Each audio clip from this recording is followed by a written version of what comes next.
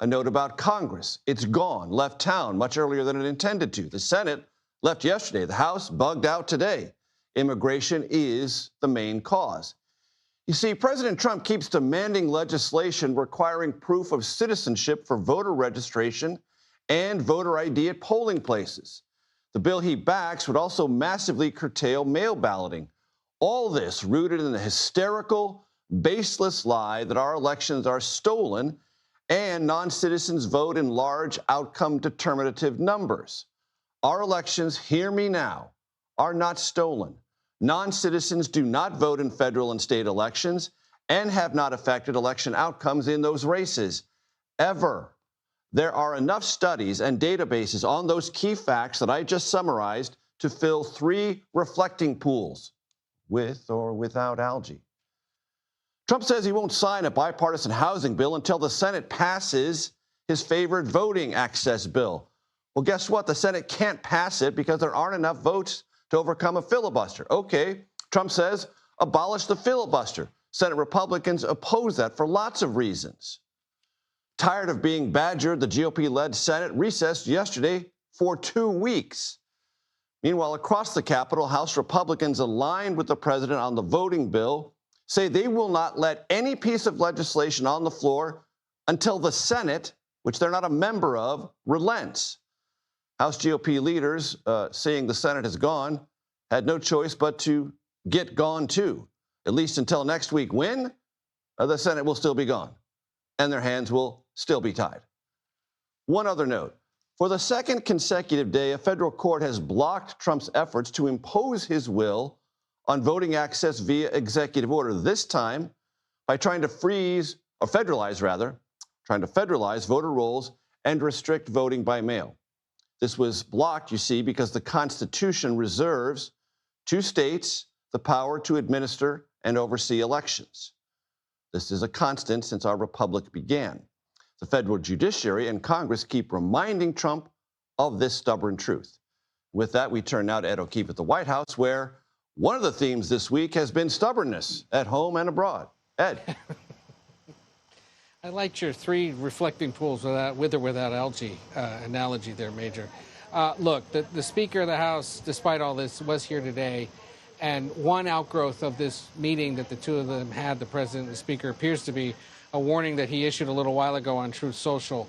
I think we have it to show people. It speaks to the point you were talking about regarding House Republicans aligning with the President on getting the Save America Act passed and essentially threatening to hold up everything unless or until the Senate does. But the President a little while ago saying that House Republicans should unify and stop voting down rules or threatening to do so. In essence, blocking any other business from getting done until the Senate takes up the other thing. As he says here, giving power to the radical left in the House to control what goes up for a vote will make our outcomes worse, not better. No more grandstanding, please. So in essence, he's saying, let's stop fighting amongst ourselves, pressure the Senate to try to take up this legislation where insufficient support for Save America Act exists, and try to get some other things passed in the meantime. But the President himself made it difficult for Congress to highlight some of the work they've done just in recent days. There was supposed to be that signing yesterday of a bipartisan housing bill that's designed to make housing more accessible and affordable, and he canceled it because he wants the Senate to take up this bill that doesn't have sufficient support. So they're all pointing fingers at each other. They're all in disagreement, but the President could conceivably be allowing other things to get through and allow members of his party to go home and campaign on either partisan or bipartisan accomplishments, but even he is standing in the way of them doing that. And Ed, on the stubbornness abroad front, the administration continues to aggressively defend the Iran Memorandum of Understanding, yet this phrase keeps popping up, appropriate time. The president said it earlier this week about inspectors inside Iran on highly enriched uranium, and the Secretary of State, Marco Rubio, said today the Iran Reconstruction Fund, which is very important to Iran, will be dealt with at the appropriate time. A lot of this stuff seems to be just sort of hanging in a vague, hard to define next day or week or month or so. Which is part of why the president got frustrated with the handful of Republicans who voted for that resolution essentially opposing the war earlier this week. Non-binding, symbolic, but he said it sends a signal to Iran as we're trying to figure out all this stuff with them. We can't be giving them ammo to either drop out of or prolong the talks. So you can appreciate, perhaps in that sense, why the president was upset with fellow Republicans.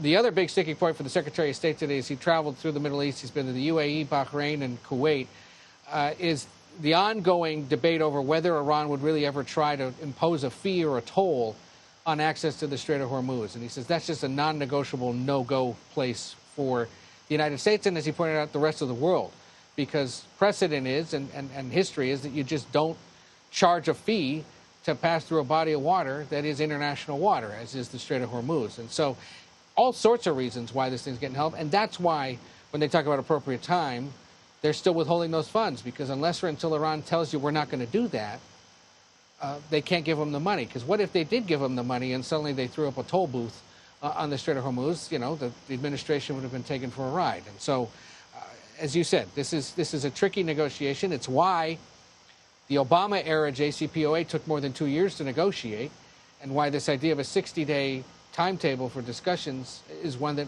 most believe is going to have to be extended, despite the fact that the president's working against the American political calendar, which, of course, has a big due date come November. Indeed it does. Ed O'Keefe, North Line of the White House, thank you so much.